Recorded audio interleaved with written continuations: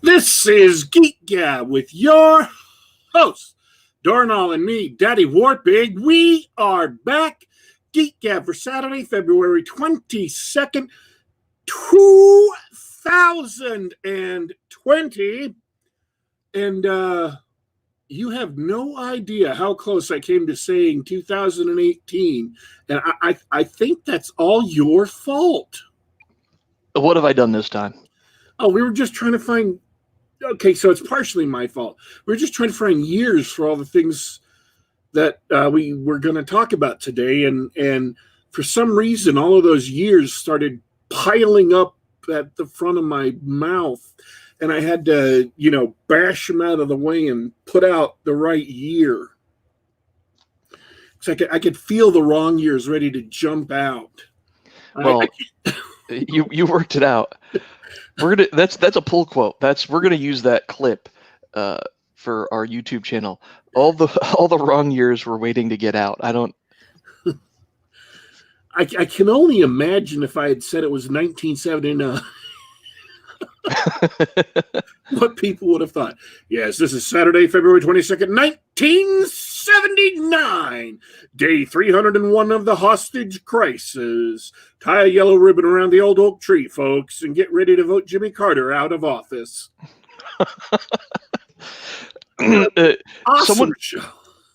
I get the feeling that a lot of people, especially podcasters, would do that. They would, if they had a time machine. Everybody says go back and shoot Hitler or whatever. But no, some people would just go back and podcast. Like, here we are broadcasting from 1979. What's it like out there?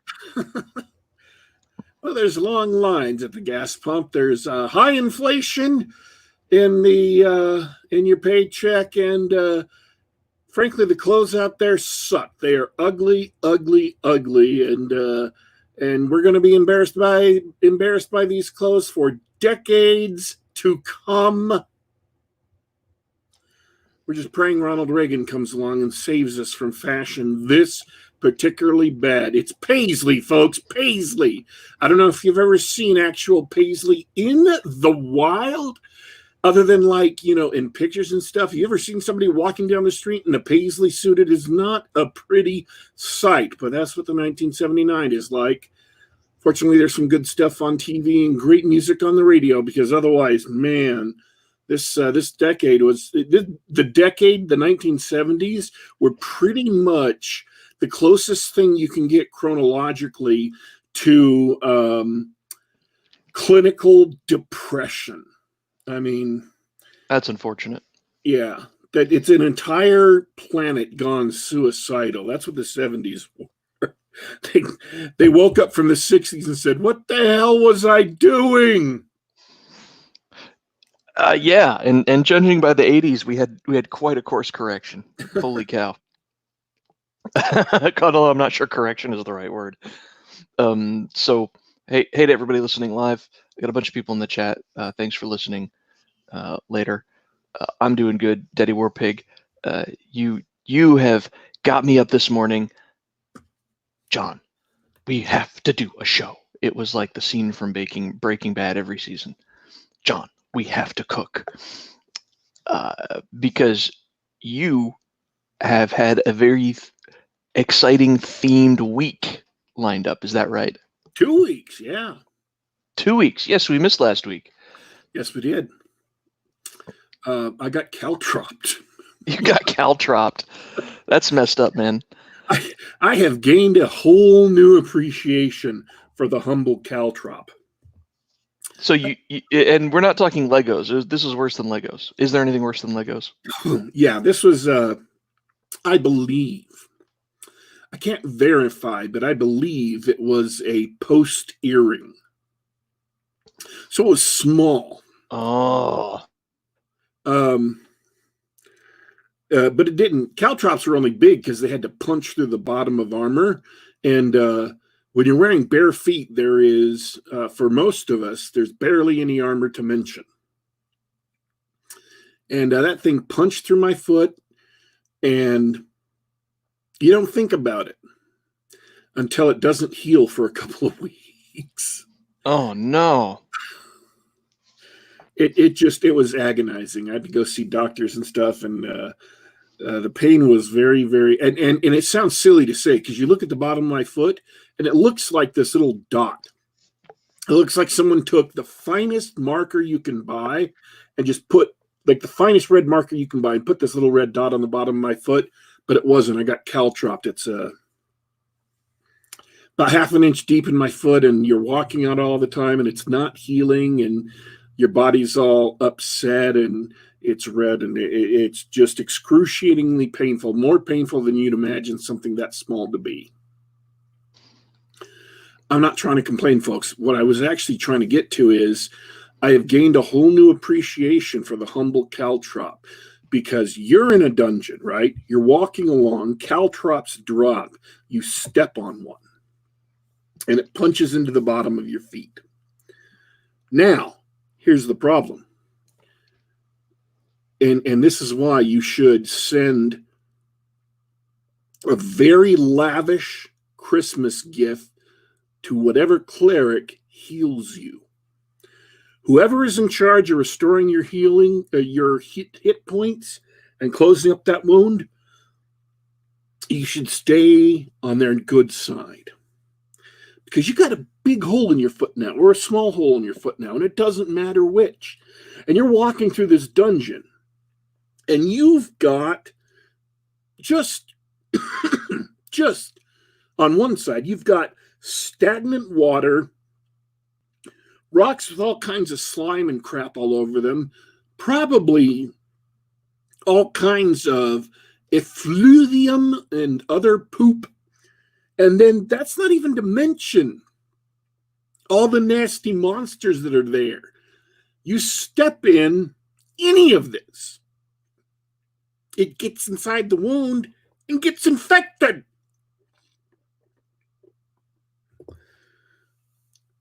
Excuse me. Got a little cold today, folks. And then all of a sudden you can't walk, or your DM pulls something cockamamie like, well, you know that puddle you just stepped in? Well, it's got a bunch of tiny black puddings in it, and now they're eating away at the inside of your foot. I thought you were going to go the other way, which is something woefully underused in most dungeon crawls, which is simply disease and infection. Yeah. Absolutely brutal. In fact, the one time I hesitate to use this phrase, but the one time I scored a kill on my party, who was nigh unkillable, was due to an infection. They just fail a saving throw, catch a disease, and dead before they could get the healing they need. Well, it happens. Yeah, caltrops are no joke, man. Your feet are very, very sensitive. There is a lot of nerves packed into the bottom of your feet. They're very, very sensitive. And let me tell you this. Seriously, this is something I found out. This is how sensitive your feet are. I've lived in this room where I am for almost 3 years now. I have walked across the exact same floor every day for 3 years. But it wasn't until my feet became inundated in pain that I noticed that the floor is uneven. That what in fact had happened in this room, this is originally one of those small houses, those 2-3 room houses built on giant concrete slabs, is they hadn't smoothed out the slab and then laid down the room. They just threw down carpet, apparently, just threw down carpet on top of the slab, and it's very, very uneven. There's like actual knobs of concrete and little prickles and dips, and I can only tell you this now because I'm very, very sensitive to every single inch of this, because if I step wrong, I get a jolt of pain right up my leg. 3 years, never noticed that the floor was uneven. Couple of weeks with being caltropped, and I could tell you that this floor not only isn't even, but it's really, really uneven and painfully so. So caltrops are no joke, and your feet are very sensitive. And you get your foot taken out, you're useless in combat because you can't walk. The best thing you can do is sit in the back of a wagon, and you can't even shoot a crossbow. Because reloading a crossbow typically takes one of those long reloaders, which you require to operate with your foot. It's so again, I'm not trying to complain about my pain and get people to feel sorry for me. I wanted to take this in a direction where it's actually useful. You know, if you're a writer or a game master or a player or something, man, getting caltropped hurts like hell. I have gained a whole new appreciation for it. So think about it when you put it in a game or a story or something, how absolutely painful even tiny wounds to your feet are, and how long, if someone has to keep moving and has to keep walking, that will never heal up. The only way that heals up is to get them off their feet, lying back, sitting down, and just let it heal for some period of time, or clerics come in and bless it and heal it up. Very unpleasant. Very unpleasant situation.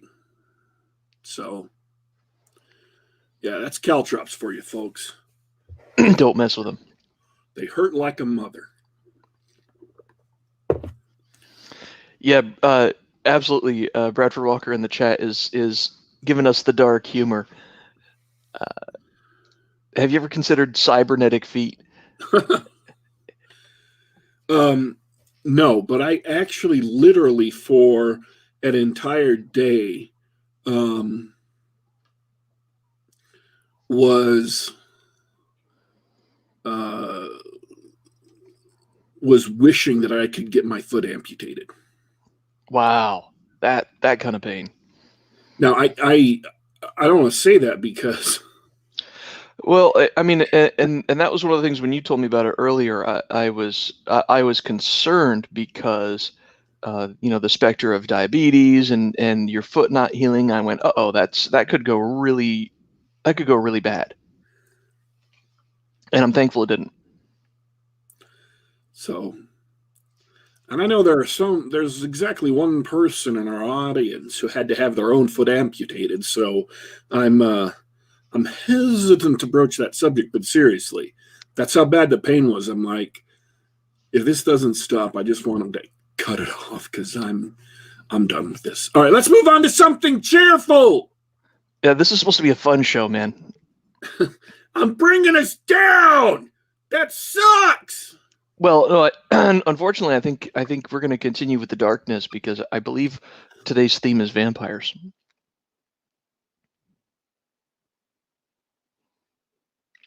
Did we lose you? Excuse me. No, I had to turn off the mic to cough. Oh, I see. Because like I said, I've got a cold. That's the other great thing is, it's cold and flu season. Oh, hey, sorry, I'm going to do something serious too. They just quarantined in their homes 6,300 people in a town in California. And so I expect that we're going to see some more of that. Honestly, I don't think that this is going to be a huge disease in the U.S. We're not going to see a huge number of dead from this, but I think we're going to see some of these quarantines be put in place. So for everybody listening, I would recommend that this weekend or this week, if there's anything you need to prepare for, if you're going to be quarantined in your house for a week or up to a week or whatever, go out and get it before everybody else panics and hits the store shelves. I'm not an expert prepper. My mom is, my dad is, several of my siblings are, several of their spouses are. I'm not. You may tell I have a great family around me. Whatever it is for you, dried soup, bottled water, whatever it is that will help you endure for a week or so, maybe 2 weeks, I don't know. And that will continue to be useful after, or if the quarantine doesn't hit you, or after the quarantine's over, go out quietly, just pick it up, bring it home. If it's useful, if the quarantine doesn't hit you and it's still useful, you haven't wasted the money. But if the quarantine does hit you and you have it, then it'll be absolutely invaluable for you and your family. And if you get it now before people start panicking and grabbing it, it'll be cheaper and you'll be guaranteed to get what you want. So I would get that before shortages start popping up. Now, I may be completely wrong, and there may be no panic, there may be no shortages. This may just quietly go away. But like I said, that's why you buy stuff that's useful anyway, because then you've just got a little bit extra of some stuff that's not perishable, so you'll just use it and you don't have to worry about it. Anyway, that's just a little bit of advice from me is it's possible there's going to be more quarantines. If there are more quarantines, it's possible you're going to need this stuff, and it's possible people are going to panic and supplies like this are going to go fast. So just take a little bit of foresight and buy some things that are going to be useful to you anyway, just so you have them on hand in case this does happen. Be, prepared, don't panic. That's the motto here. I should go stock my fridge. I truly don't think this is going to be the apocalypse. I mean, I've heard people talking about Spanish flu and things like that, but in Singapore, the number of new cases is becoming fewer and fewer and fewer. So it looks like Singapore has gotten ahead of this. Our good friend Ben Chia lives in Singapore, and he relayed that news last night. So I think the United States can get ahead of this and keep ahead of this. I don't think we're going to be swamped, and I don't think we're going to be huge. I don't think this is going to be a huge pandemic that sweeps America. I think California might be in for a little bit more trouble than the rest of the country because of some structural issues in the state. I think certain other places might also be, but don't panic. And maybe I'm wrong. Maybe even this mild caution and mild suggestion is too crazy, too out there. It proves to be too overblown. And that would be great if what I'm saying right here is as mild and measured as it is, proves to be, way too crazy. I was urging people to do stuff in a panic by comparison to what actually happens. I just do a couple of small things to make sure that you're prepared. And that's all I'm suggesting.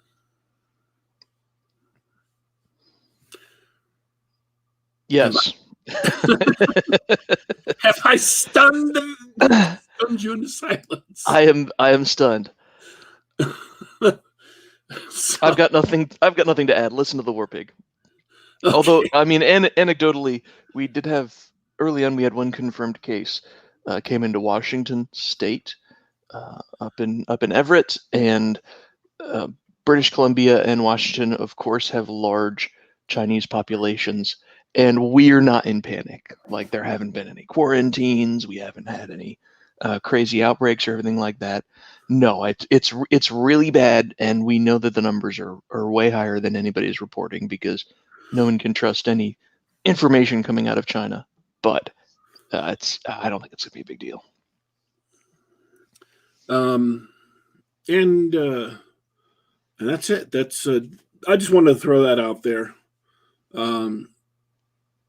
Case like this, people panic. Just get ahead of the panic. Okay, so yes, let me tell you what happened. I got Shudder, which we know about because I talked about that last time. And one of the things I wanted to do with Shudder is because it's been my considered opinion for a long time that there's a lot of gold to be mined in the field of 70s horror specifically. Now, you can ask me why that decade specifically, because it's after the 60s, so kind of the limits were blown off on violence and stuff like that, so that if you needed to for the story, you could show some jarring and scary things, or not scary, jarring and gory things if you had to, which may or may not be scary depending on how you wrap them up in the story. Because it's always the story. The story is what drives the movie. If your story fails, your movie's going to fail. It may be pretty and awesome, but it'll be hollow at its core, and people will sense that. But yet at the same time, the rules, and I want to put that in capital letters, capital T, capital R, the rules of horror hadn't settled in yet. What would become slasher movies in the 1980s had barely first begun in the 70s. And so we didn't have the rules that Scream would later mock, or not mock, but, be very self-aware of, with The Last Girl and Don't Have Sex or You Die or whatever.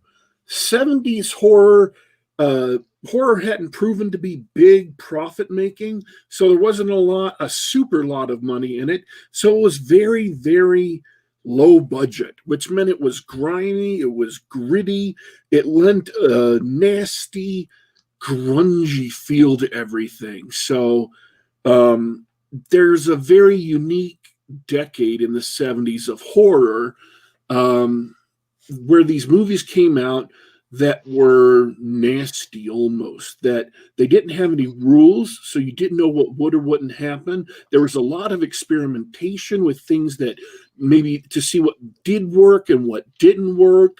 A lot of the limitations had been lifted off, so they had a lot more leeway into what they could do with the story. And frankly, there was so much freedom for filmmakers. It was just this age of chaos, kind of this chaotic time where you could do anything. And so eventually that would shake out. Eventually that would coalesce into the set of horror tropes that we know. But if what you want to do is to get back into that chaos, get back into that horror, see what worked and what didn't work, or just try to understand the horror genre, man, my thesis, my belief is that the 70s is a good place to go back to, because at least cinematically, because there's so much there that and again, I am talking cinema specifically. I'm not talking about novels or stories or whatever, because it's just, it was a free-for-all for so many reasons. A very unusual decade. So I wanted to, once I got Shudder, I wanted to start watching old 70s horror movies. It's had a bunch of Giallo. Giallo was an Italian genre of shock horror, very, out there. Man, the stuff they got away with in the 70s would cause screeching and screams and fainting today. People would not be able to do them today and would not be able to stomach them today. They would be the commissars of culture would be all over them, quash them like bugs. But there are plenty of Italian Giallo movies, and I just so excited. I was only, because of this aforementioned caltropping, only able to watch a few of them, and it turned out that almost all the ones I did watch were vampire movies. So I figured, hey, we'll do a vampire show today. The first one I watched, though, wasn't a vampire movie, but it is a perfect example of this nastiness, this free-for-all. It's called Monster Humanoids from the Deep. It's by Roger Corman Pictures. Do you know anything about Roger Corman? I'm drawing a blank. I know the name, but I don't recall. He made a career out of low-budget movies made very, very quickly that nevertheless were made. He made quality. He concentrated on story so that even though his special effects and costuming weren't, absolute best, he couldn't lavish a lot of money on them. He always tried to deliver entertainment and story along with shocks.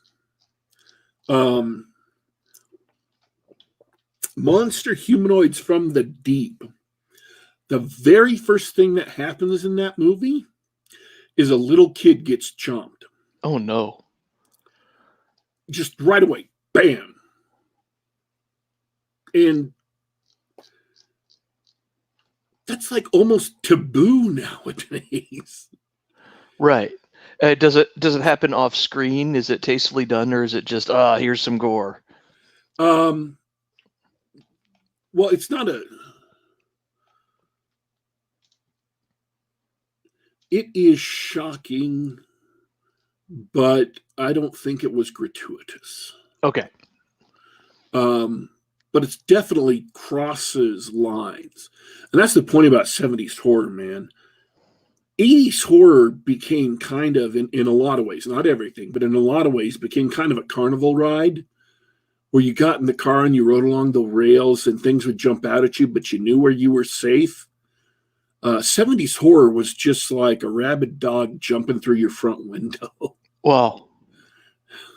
Because you did not know what would happen at that point. And this is just an example of it. It's about humanoids who came up, who come down to this fishing town, and in order to mate and reproduce, because of the background of the story, they have to mate with human females. And so there are some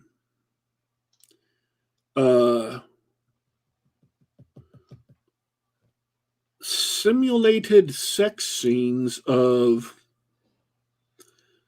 aggressive interactions, aggressive involuntary interactions between these humanoids and females, if you understand what I'm saying. Mm-hmm. I think there's 2 of them. So, yeah, there's nudity involved, and they force themselves on a couple of women to reproduce. That sounds unpleasant. So, yeah, it's horror. It's horrifying. There were no rules in the 70s. Now, I'm not going to go out here and try to defend this in a moral or religious sense. That's not my point. My point is,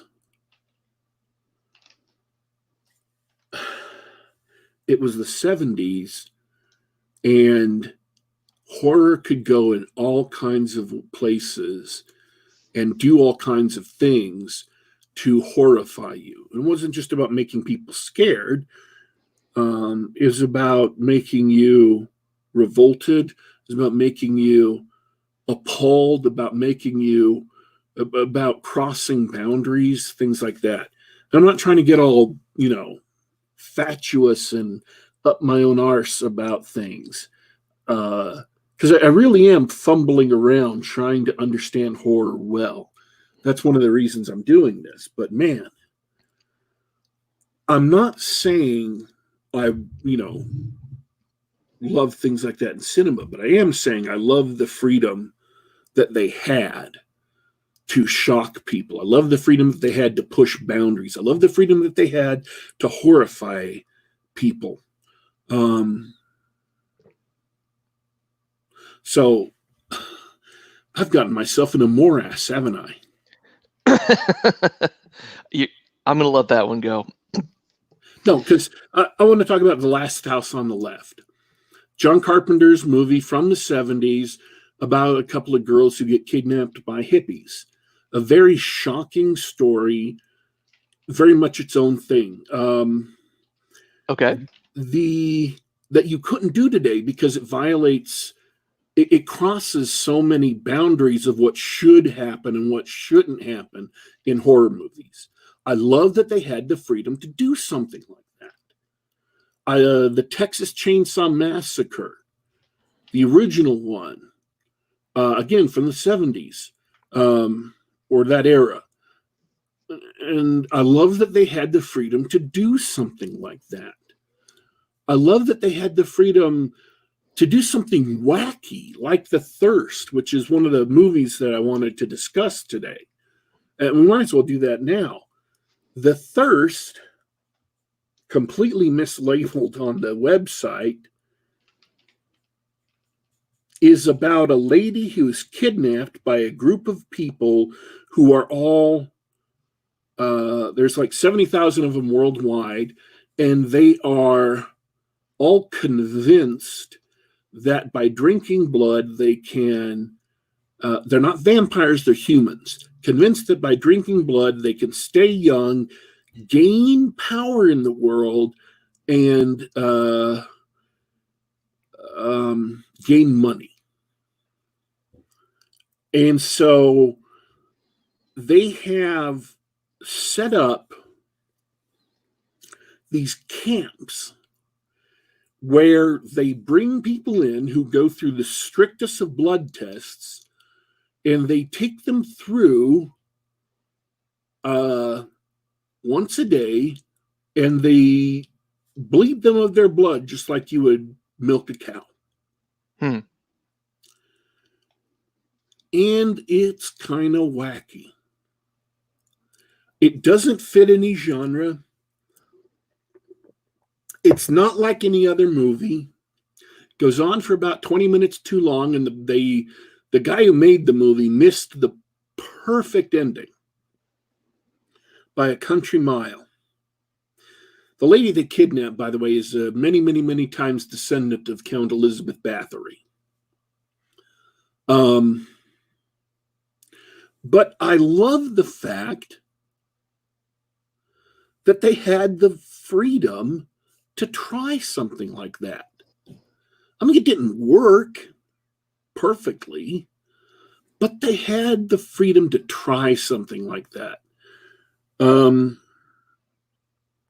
I think it's David Cronenberg, and I'm kind of fuzzy-headed because I'm really sick right now, did a sort of, or it might have been John Carpenter, did a sort of, and I think it was called Rabid. I'm going to have to pause in my rant here. Did a sort of weird, 1977 Rabid. David Cronenberg. I'm right. I saw it like almost a decade ago now. Almost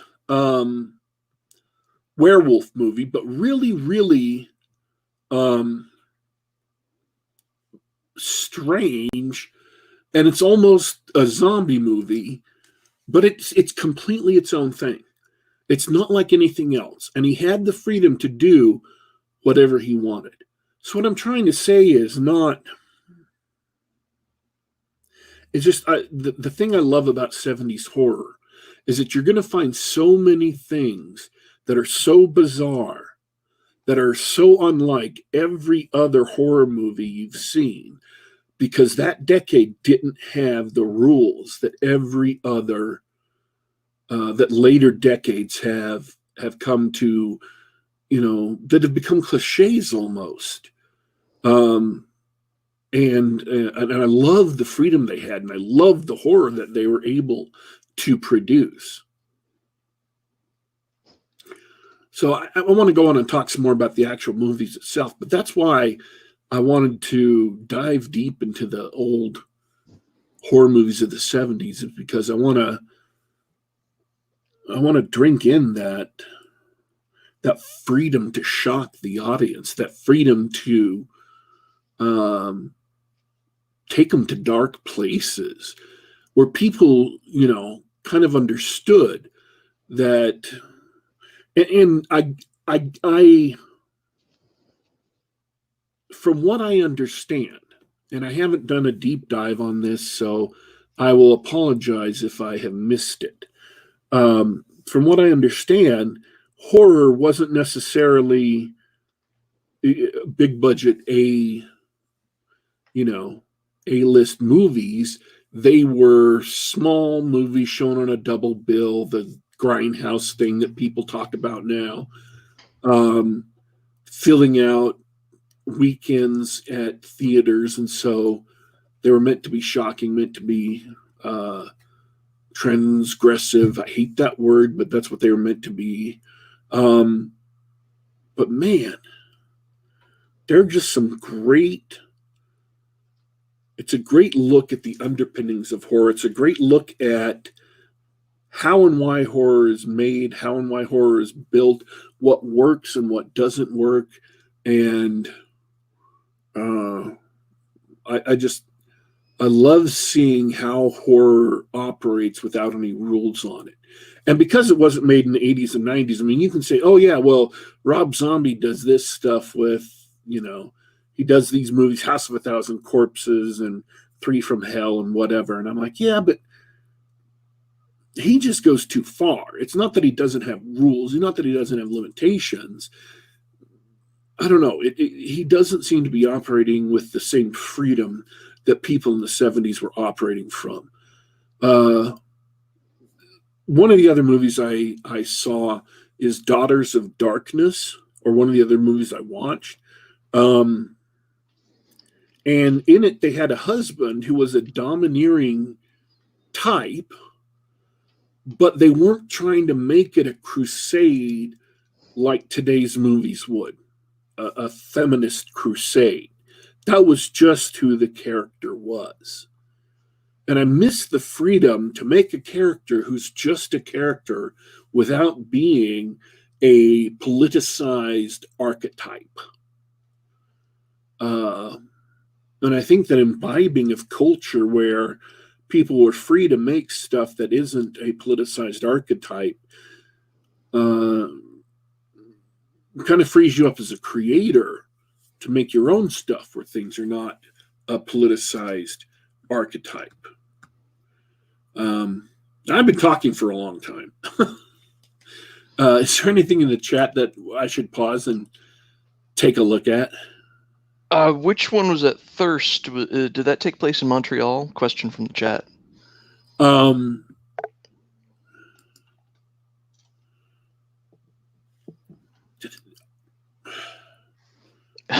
Stumped you. Place in Europe. It didn't matter where it took place. Didn't matter. Because she was working in, or do you mean Rabid? Maybe Rabid. Rabid, I believe, took place in Montreal.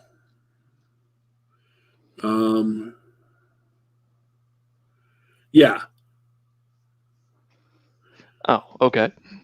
Rabid took place in Montreal. That's it. Everybody in chat is patiently enjoying your trip through the 70s. It's awesome, man. I have a question. Awesome. Yeah, go ahead. I have a question. So I appreciate what you're saying about horror and them having the freedom to shock and horrify their audiences, which I guess is the point of horror. Is there anything good in there? Do these stories end with any sort of satisfaction or at least catharsis, or is it all just dark and horrible and miserable? Well, it was the 70s. Well, it was the 70s.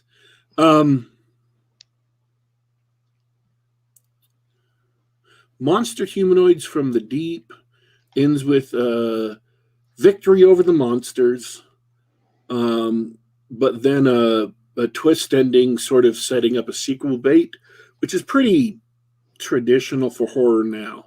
Yeah, You- that's standard. And by the way, I haven't talked about the two new ones yet. The two new miniseries are kind of accepted, and I should get to those real quick. Daughters of Darkness does have kind of a downer ending. It's sad. And Thirst has a twist ending. What a twist! It's so painful. Thirst could have had the most perfect ending in the world. You have all these aristocrats gathered. This lady who's Bathory's many, many times granddaughter. They had to kidnap her and are trying to brainwash her into reawakening her familial thirst because they believe, and this cult would have worked so much better if they had gone whole hog and portrayed them truly as the kooks they are, as people who were absolutely convinced that they were sane and rational, but they just aren't. So they would have had to have been more fanatical, more wide-eyed, less in control, less, ultimately rational. Despite being wealthy and powerful and stuff, that they are just not checked into reality on this subject. And we know that people can develop kooky beliefs like this, right? Well, if I have a cup of blood, human blood,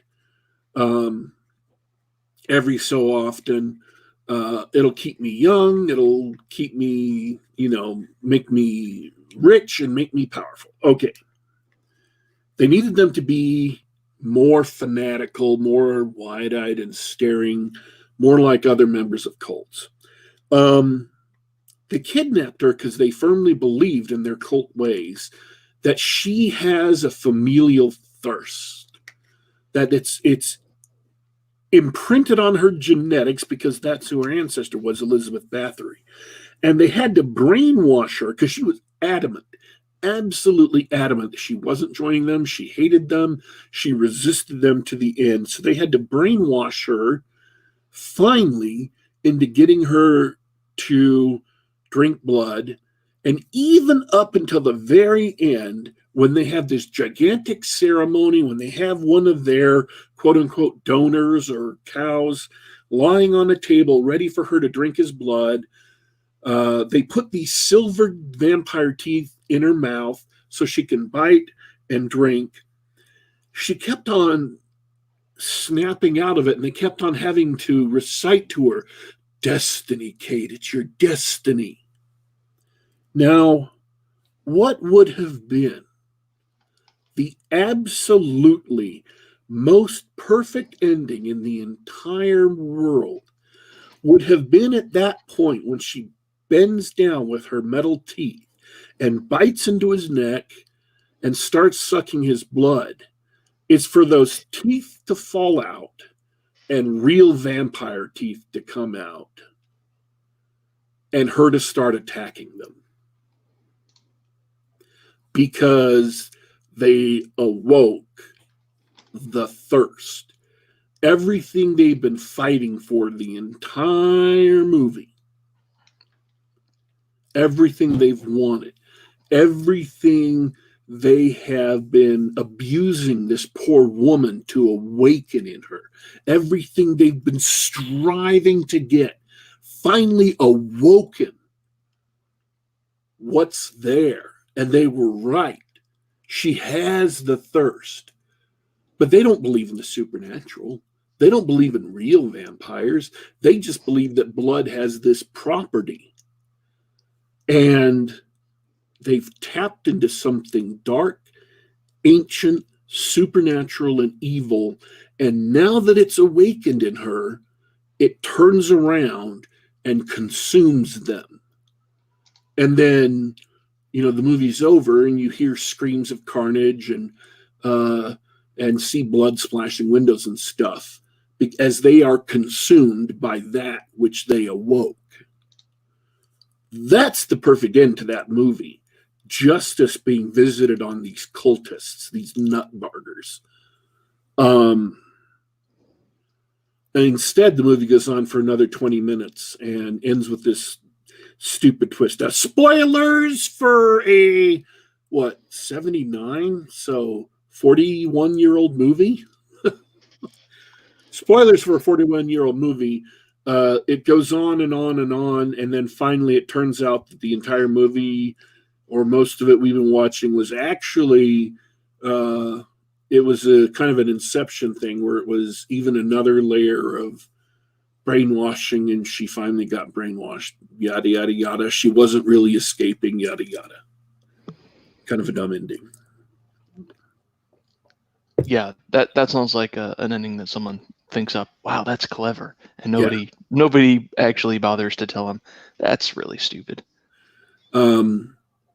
But I was eager for that other ending. I was waiting for it. I was like, dude, justice comes for the cultists.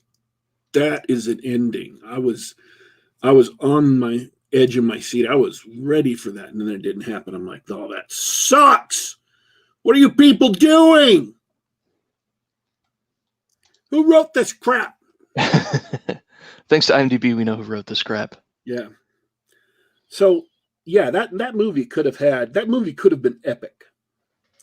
If the story had been better, that movie could have been epic, because that's a great tale, you know?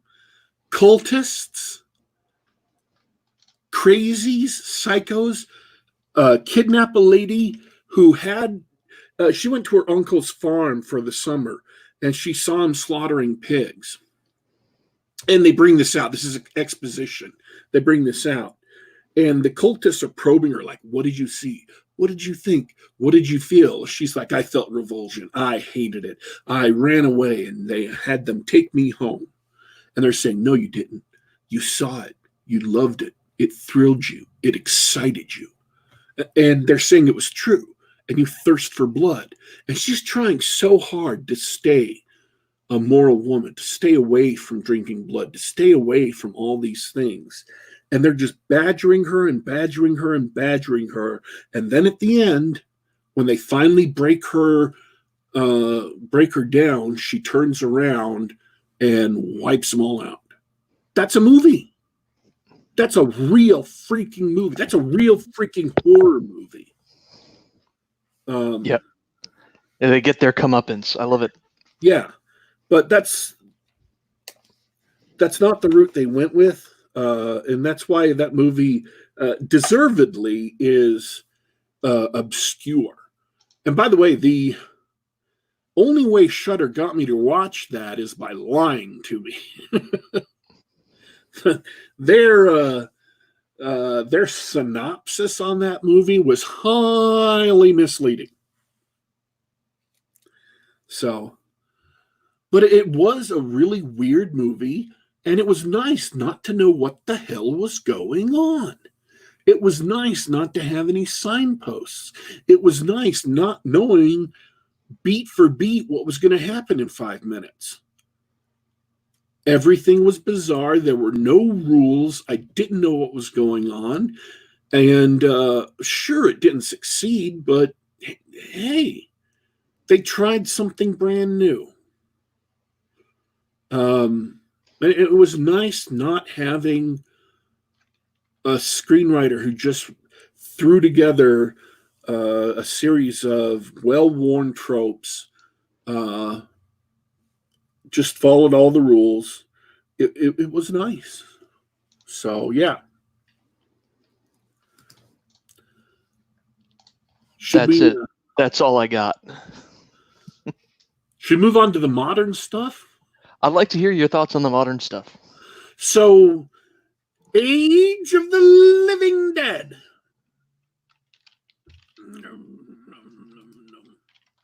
Oh, I can hear you typing away. Are you going to IMDb? I am marking the timestamps for our show notes. Do you remember several months ago I was talking about low budget fantasy movies that had satisfied me because I knew exactly what they were when I went in. There was like 5 of them in a series. I knew exactly what they were going in, and I got exactly what I thought I would get, and therefore I was perfectly satisfied. Sure. Well, the actress from those movies is called Nicola Posner. I assume I may be pronouncing that wrong. And she is the main actress in Age of the Living Dead. I did not know this going in. There was a trailer I watched, and I can't find it now, and I don't remember what it was for, but it was about vampires and humans fighting in the modern day, and somebody was talking about setting up a bomb at a bank. So it was like vampires and humans fighting this terrorist or guerrilla war for society. No idea. Anybody in the crowd knows what it was, please let me know. So I've been kind of looking for that. And in my efforts to find that, I stumbled across Age of the Living Dead and then V-Wars, both of which actually land kind of close to what that reminds me of. Or both of them land close to what that would have been, I think. In Age of the Living Dead, it's ripping off, I can't decide, but I think it's ripping off Underworld, ripping off the World of Darkness. But it's like those elders from Underworld, the vampire elders. Or maybe it's Blade, the elders from Blade. Like the first Blade movie, those council of elders that Deacon Frost wipes out. Right. It's like those guys staged a revolution and an uprising, and the virus got loose, and the vampires infected and took over the eastern third of America. And then humans control the western third of America, and the middle third is a no man's land. And it's a 6-episode mini-series that is available on... Man, I'm so sick. I don't remember where I watched it on. It's available on an unnamed streaming service. Shrug. I think it was Amazon Prime. I'm 99.99% sure it's Amazon Prime. I'll just say it was Amazon Prime. So,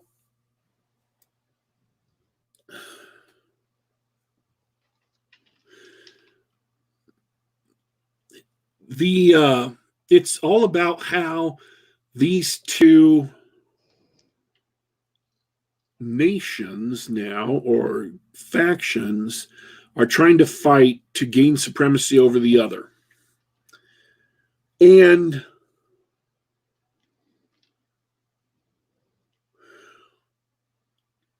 I don't know what to say about it. It was okay. It was all right. It held my interest. It didn't blow my mind. It didn't blow my socks off. It held my interest. That's glowing praise, man.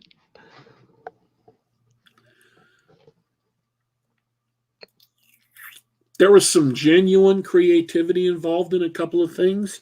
It wasn't all ripped off from other things.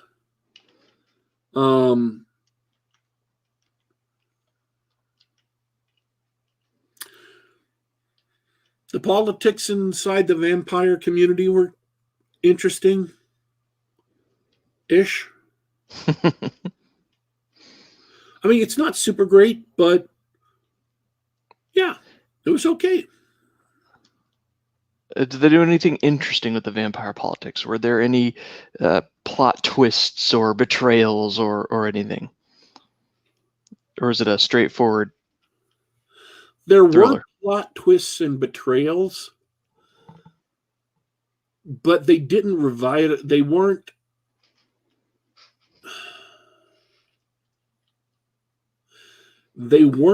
shocking as far as being outside of what you would expect.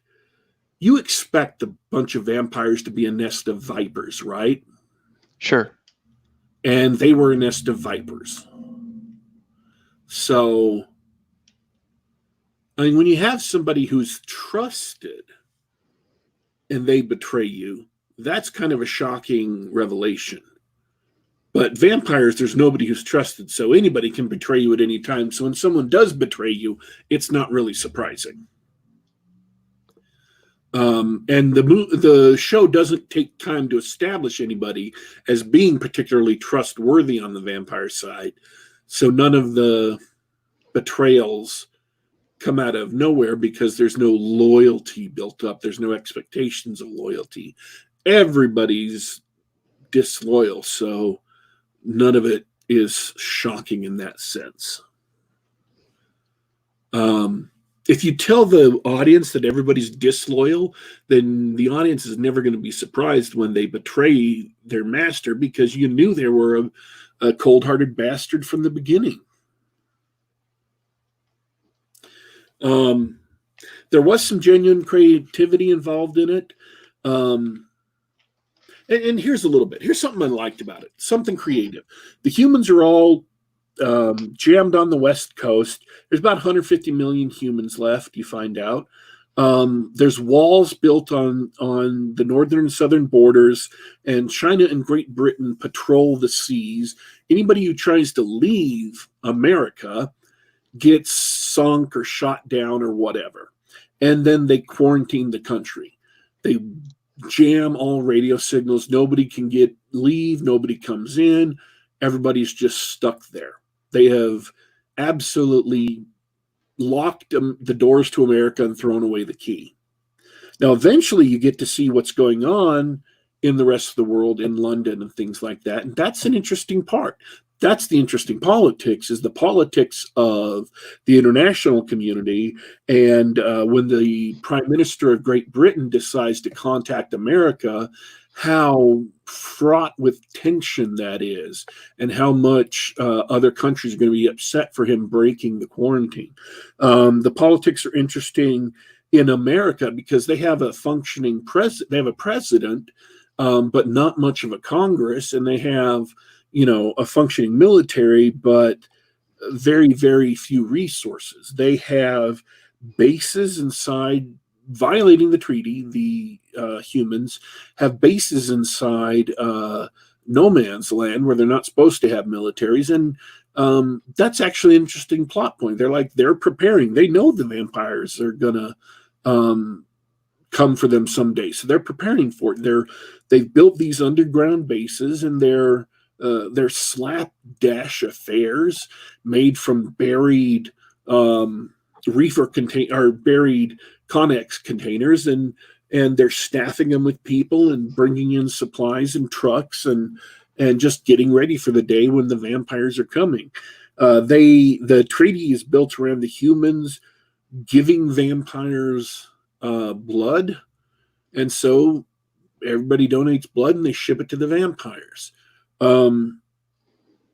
There are creative things in this series here and there.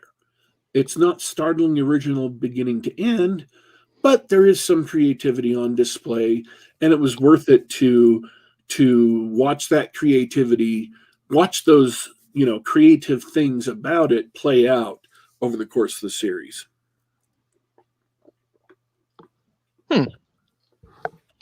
So it's all of the things that are kind of typical that they borrowed from other people are typical that they borrowed from other people, but there was some creativity involved. They just didn't copy everybody else and do exactly what everybody else is doing. So yeah, that's something positive. And it's not like I'm even, reaching for that. I mean, yeah, I liked some of the characters. They were fun to be with. Not all of them. Some of them got real tiresome, but some of the characters were fun to be with. And I liked having him on stream.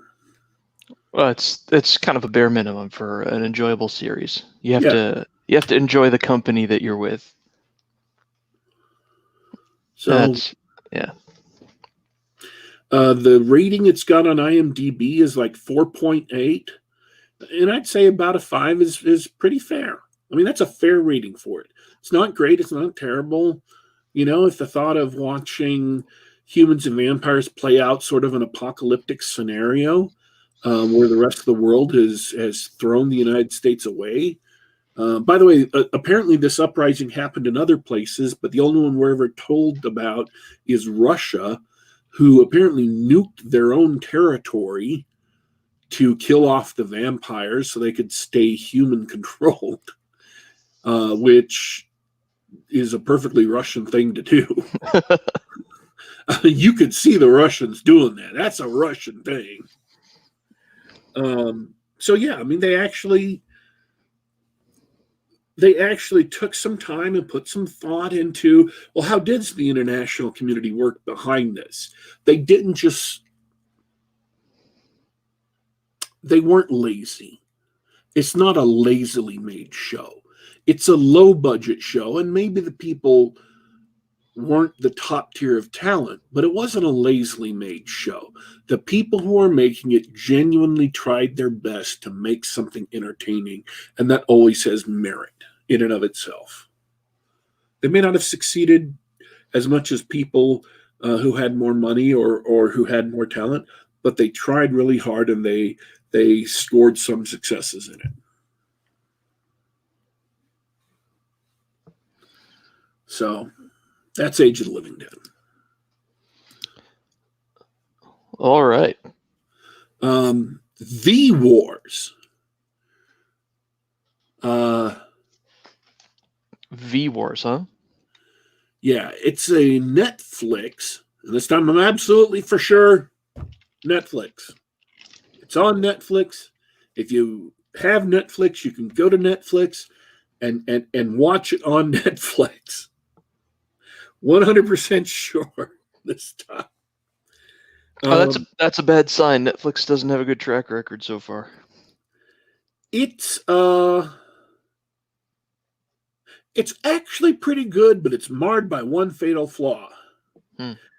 V Wars is based on a book series called V Wars. Shockingly enough. I bet you didn't see that coming. Blew my mind. The V Wars book series is a shared world anthology where one author set it up and a bunch of other authors write short stories set in the world, and then you package them up in a paperback and sell them.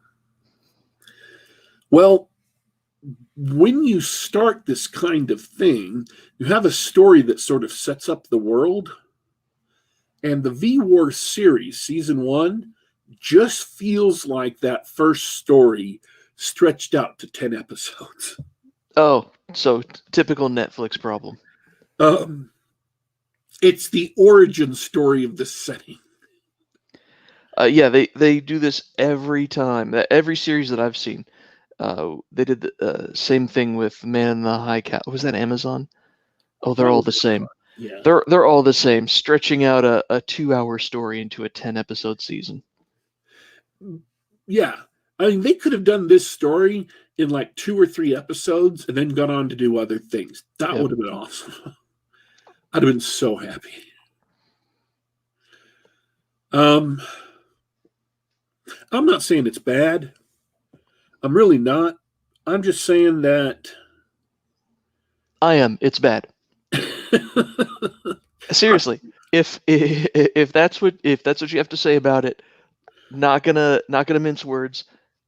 It is not worth your time. If they did one of those things where they stretch out a story over 10 episodes that should have been 1 or 2, it's bad.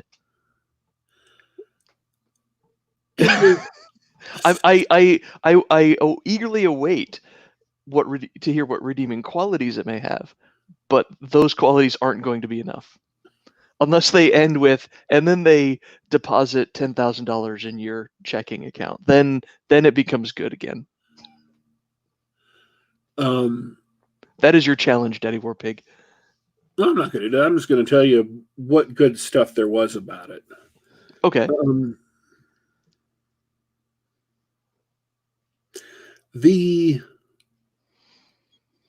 It felt like just watching one of the Marvel series. In that, in episode 5, I even posted about this on Twitter. It's like, oh no, we've hit the episode 5 doldrums where people are walking about on screen and talking and things are moving, but nothing's happening. The whole show is about subplots that spring up and play out and then never really have an ending. There are a lot of interesting ideas. There are a lot of creativity because the guy who wrote the book of V Wars, who created the setting, is actually a good writer. He's actually an creative and interesting writer, but all of that good stuff on the screen came from him, I'm willing to bet. And I'm feeling weary. I just want to talk about the good things right now. You can talk about, in fact, just stop at the good things. We already know this is not worth anybody's time. This is a terrible show. Nobody should watch it. So let's end on a positive note. Can you tell me the things that you liked about it? It was well acted. The show revolves around 2 characters who fought together in war in Afghanistan and who have saved each other's lives, literally, carried each other to medical care when they've been shot. And they're very, very good friends. One of them has a family. One of them is kind of a playboy, but they both have their expertise. They're both highly trained combat specialists. One of them has gone on to also be a research biologist. They're called to the North Pole because they've lost contact with somebody. They get there, he's disappeared, and there is some kind of problem up there. When they get there, they both get infected with some disease that nobody knows what it is. It turns out, and this was too much BS science for me, apparently there is a limit to my BS science, and this skated right past it.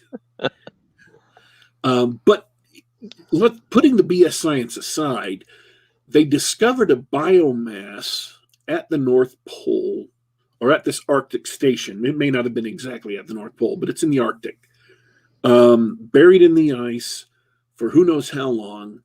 That is, if you contract this disease, it's like a really, really intense cold that lasts longer. And you have some other genetic cofactor, then you get turned into a vampire. And the kind of vampire you are turned into varies, although we only saw 2 kinds in this show. And so in the World of Darkness, for example, one kind of vampire will turn you into the same kind of vampire, right? Sure. In this world, you can get affected by this thing and turn into a completely different kind of vampire because it's not dependent on who's infecting you. It's dependent on your genetics. Okay. That makes sense. That's a nice twist on it. Yeah, see, it's got some creativity. Both of these shows have creativity put into them. They have creative elements, and that was, for me, a redeeming factor. It was interesting enough to keep me watching. Although I admit, in the case of V Wars, the main reason I kept watching is because I was thinking to myself, surely this is going to get better, and also I'm going to review this on Geek Gab, therefore I will finish it.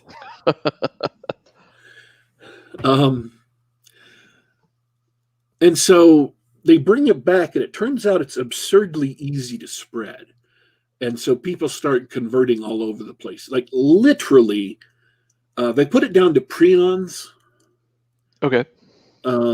Which are tiny misfolded proteins in your brain that cause bovine spongiform encephalography, which is mad cow disease, and also Creutzfeldt-Jakob disease in humans. And there's absolutely no way they can enter into your cells and change your genetics and also your body. That's just not how proteins work. But hey, no, we're putting the bad science aside. Um, the guy gives his bike to a bike custom shop to get repaired, and because there are some prions on the surface of the bike, the one of the people who tunes his bike up and gets it in perfect running order becomes a vampire. No bite, no blood, no nothing. Just and so it's ridiculously easy to get infected with this thing. So the two friends, one of them becomes a vampire and the other one doesn't, and the tension in the rest of the show is between the one guy wanting to save his friend because he keeps on telling him, "This isn't you, this is the disease." You know, you go psychotic when you're hungry. You black out. You can't even remember what you did. That's not you. That's the disease. Come and work with me. We'll find a cure, and you won't have to worry about it. And then the other one who is kind of dragged into a leadership role with the vampires who are spreading and gathering and things like that. So the dynamic between the two is interesting. The two of them, actually, most of the cast does a good job acting. And most of the characters are decent characters. None of them were as fun as some of the characters in Age of the Living Dead.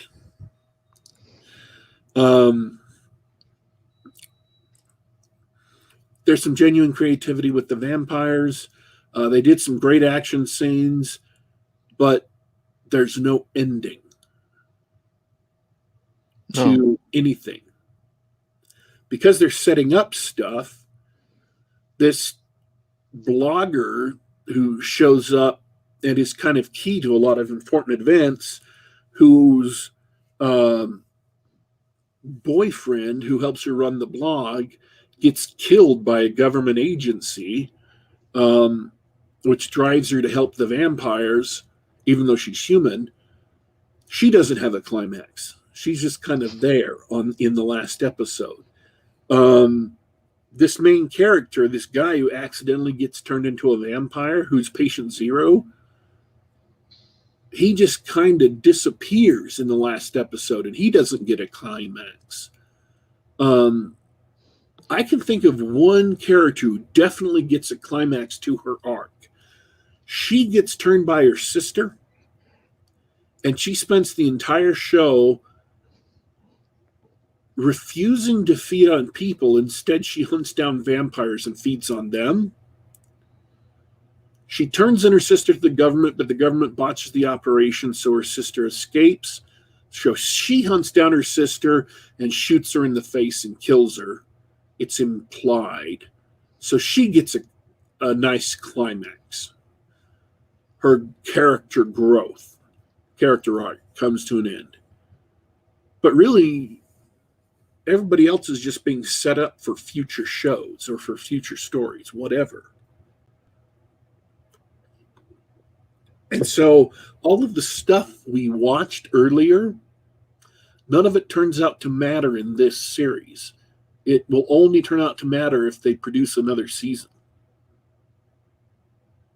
And that's kind of frustrating and angering.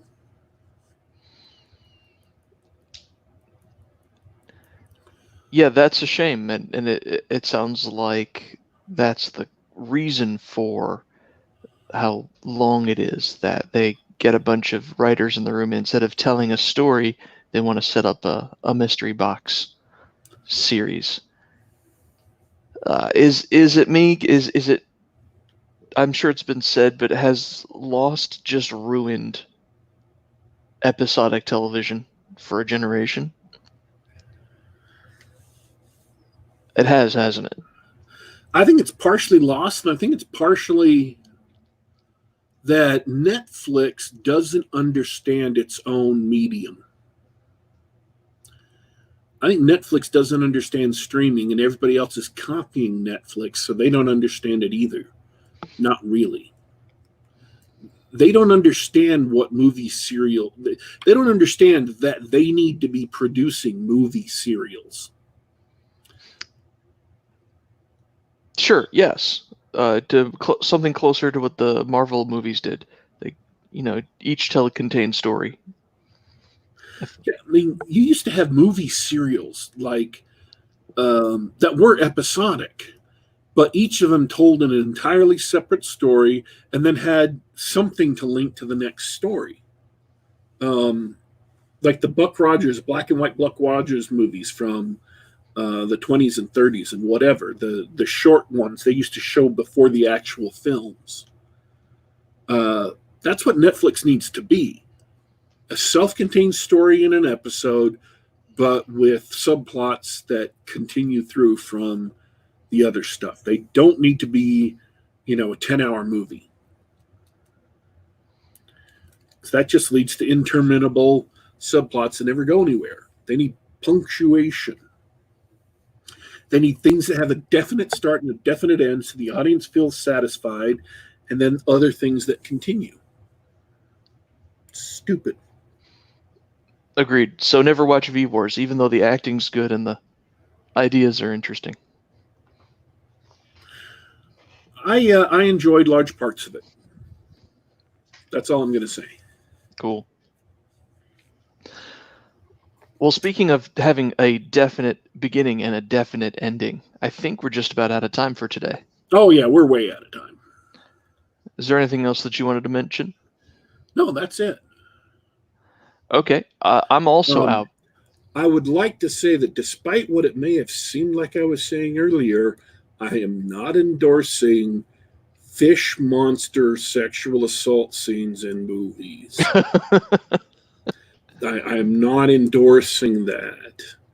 I was just trying to say that I liked the freedom that horror movie directors had during the 70s. Ow. Also me. For my part, it's been a pleasure, as usual. Thank you for being a gracious and erudite co-host, and thanks to everybody listening live and listening later. It's been fun chatting about old horror movies and new schlock, and I hope to see you guys in the future. Thanks for everybody listening in right now. We are taking off for today. This has been Geek Gab for Saturday, February 22nd, 1979. We are signing out for today, but don't you worry, don't you fret. We will be back.